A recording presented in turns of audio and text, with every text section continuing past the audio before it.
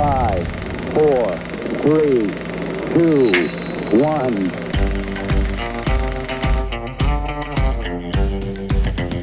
So you walked on to Clemson in 2014, yep. And you were all of 5'10", 155 pounds. Yeah. Man, so where did that fight come in? Where did that dog come in?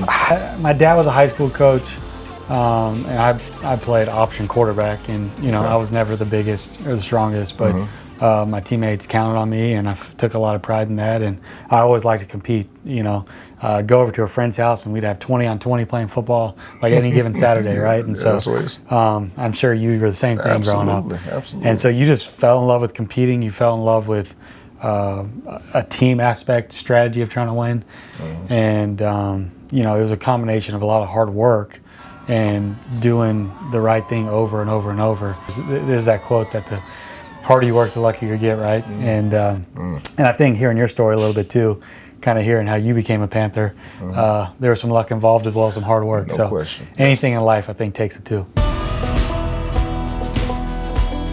You had ulcerative colitis. Yeah. It's tough to say a little bit. It is. Like I had to read it. I had to look at it again. Oh yeah. So you had ulcerative colitis.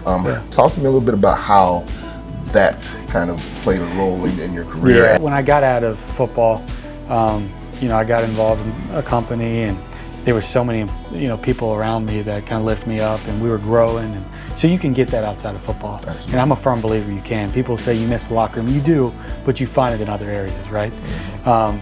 But being out of football for a year, the one thing I missed the most was the instant feedback. You work on something over here, over there.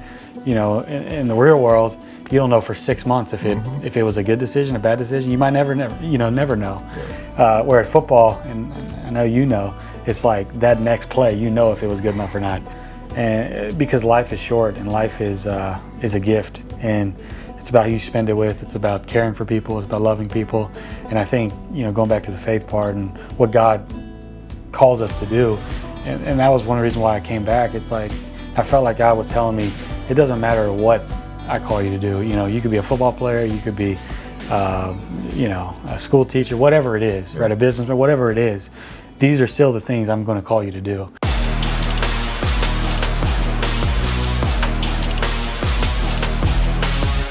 So being in this position that you're in currently, talk to me about your level of readiness and your ability to stay consistent without being heavily targeted. For sure, yeah, and just try to be available when my number's called, right? And I think that's something I learned at Clemson. And same thing here, like, I may play one week, I may not play the next week. I may get a target here, I may not there, but the things I can control are my attitude, and I can control how I prepare. What's your favorite route to run and why? That's a good question. I feel like I feel like a basic route, just a 10-yard end, right? I think a lot of times a lot of teams will play outside leverage. Depending on the scheme, right? But you don't get too tired by running deep, and you don't catch a 5-yard gain. A lot of times you can make a miss, and I think when you get to the 8 to 10 yard depth, those DBs think you're running deep, and so you can kind of manipulate and move them. And so you can kind of change speed and stuff like that. So anything at that intermediate level, I kind of like. He's just a special player, a special person. He's a great father, a great friend. It's just, it's just a blessing to have him in the room and just kind of, get a little bits of information here and there from him. He's done such a great job for that room and such a team player. Like, he's been a blast to have in this locker room. What is one aspect about this Panthers team that people on the outside would be surprised to learn? Usually win or loss, you're like this a lot of times. And I feel like this team is so even keeled. Like, and I think it starts with Dave, Coach Canales, I think, and then trickles down through the whole staff and Dan as well, Morgan. Like, they're the same people every day. And I know that you talk about it a lot, but you don't see it a lot in a football setting. Like, you win a game, it's the top of the mountaintop, right? You lose a game, it's down in the dumps until you win again. And whether you lose 2 in a row or you win 3 in a row, like, they're just the same people, and it's the same energy, the same fun. I remember looking around when we were 1 and 3, and in a team meeting, and I think T-Mac was sitting beside me. I was like, this is the most fun a 1-3 team could have. Like, we're 1-3, we just came off 2 losses, but that's the culture, and that's you know, we take it serious, but you know, you don't get better by just in a bad mood all the time. You get better by just being intentional, and you can do that with a good attitude. Even on the darkest nights, I know the sun will rise. I will trust the promise I cannot see with my eyes. What is the best advice you've ever gotten in football or life? My faith is very important to me, and I think there's a lot of truths in the Bible that even if you aren't a Christian, they make a lot of sense in Proverbs, right? And but it all gets back to your relationship and your relationship with Christ, and so that's number one. And then in football, like, availability is your best ability, and I know you've heard that. As a veteran, I've been there. You know, I've had a bad game. I've fumbled to lose a game. Like, I've done these things, right? I've dropped a pass to lose a game. Like, go pick them up, say it'll be all right. And so whatever the team needs and being available for that situation is important. Would the 8-year-old Hunter Renfrow be proud of where you are today, and are you where you thought you'd be? You know, humbly, I don't want to say I'm exactly where I want to be, right? And there's still dreams and things I want to accomplish the rest of my life, and so it's a daily grind. But I think one of the things I'm most proud about is being able to raise my kids and being able to have a wife that we've been with since high school.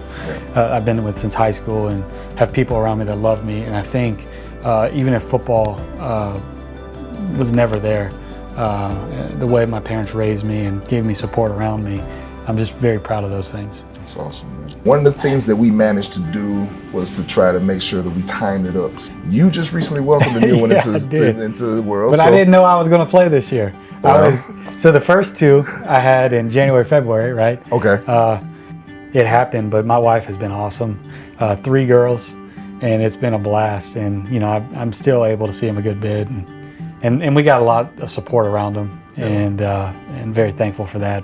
You know, having children, you got to get a pediatrician. And right off the bat, we met this pediatrician that was close to where our kids were in daycare at the time. And just so happens that this guy was talking about this guy named Hunter Renfrow. And so Stephen Renfrow happened to be just so hype about this Hunter Renfrow guy. And I was like, who are you talking about? It was like 2014, 15, 16, somewhere in there. He's my second oldest cousin. Okay, he's like, I have like 63 first cousins on my dad's side. 63 and he's the second oldest cousins. But he's a huge reason. We call him Bubba. He is a huge reason I'm a Panther, because even last year he's like, you gotta come back and play, like, give it another shot, like.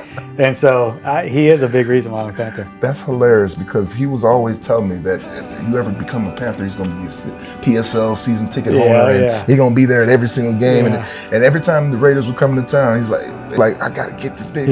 And you know, it was tough, but I know that's a dream come true for the Renfrow family. Awesome. Not just Steve, but everybody else within the Renfrow family, being so close to South Carolina. Yeah, he's going to see that. He's going to be so proud. He's going to be so excited. Now I know what to call him. Give him Bubba. the credit. Yeah, give him Bubba. That's right. That's right. Yeah. Well, Hunter, really appreciate you taking the time, man. It was an awesome interview, and congratulations on making that jump back, and congratulations on the newborn, and good luck the rest of the season. Absolutely. Thank you. Appreciate it. Yeah. Absolutely, man. 5, 4, 3, 2, 1.